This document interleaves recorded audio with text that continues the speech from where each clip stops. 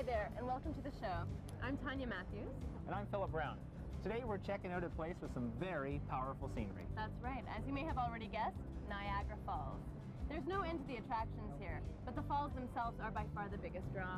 Well, I'm going to get a close-up view. I'm taking a ride in the world-famous Maid of the Mist. We're going right under the falls. Well, enjoy yourself. You're not coming along? No, I'm not going to. I'm going to watch the view from the top. Okay, I'll wave you from below. Okay, I'll wave back. The elevator ride up the observation tower provides a great view. Being awestruck with this natural wonder of the world is what Niagara Falls is all about. One of the easiest ways to catch a view of the falls from close up is with a quarter. Actually, did you know that 4 out of 5 of the Great Lakes run into the Niagara? The water falls some 200 feet till it reaches the river, and the river itself is almost as deep as the falls are high.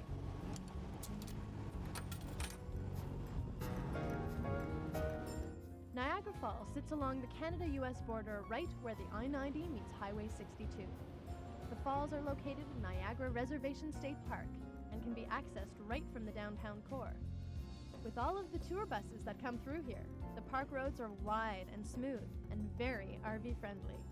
And with ample coach parking at every turn, it's a draw for all sorts of RVers, like the gospel travelers from Southwest Mississippi. It's a beautiful place. It's just one of the natural wonders of the world, and pictures just doesn't do it justice. You have to see it in person. Very exciting.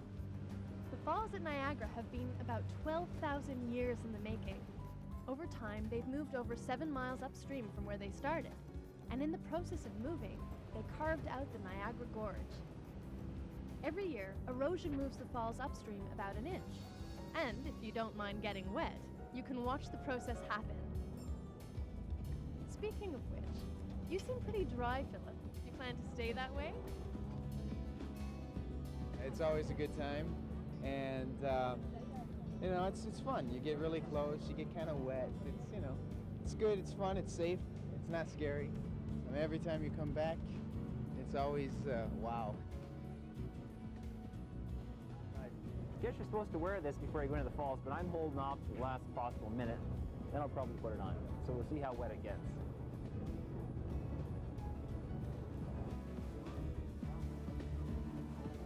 The Maid of the Mist is a 1.5-hour cruise that'll take you right up to the base of both the American and the Canadian Falls.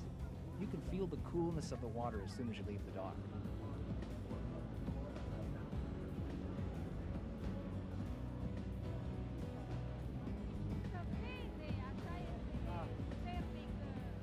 Along the way, keep those cameras covered, and if you're wearing makeup, it better be waterproof. It's going to get really wet, really fast. When the spray hits you, it's like a wall of water. Okay, well, it's definitely getting wet here as we head in under the falls, so I guess I'm gonna have to put my raincoat on. I didn't think I'd have to, but it's really raining a storm here.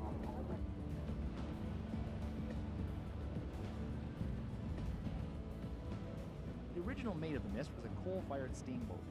It was named for the Six Nations legend of the young widow. When her grief drove her to ride her canoe over the falls, she was rescued by the thunder gods who live beneath the water. Today, the Maid of the Mist is one of the oldest attractions in North America, with a fleet of 4 diesel-powered ships. And this many years later, it'll still make your heart beat just a little bit faster. It was very invigorating. You don't expect the water to hit you with such force, and the wetness really gets to you. The Maid of the Mist runs trips every 15 minutes from 10 a.m. till dusk.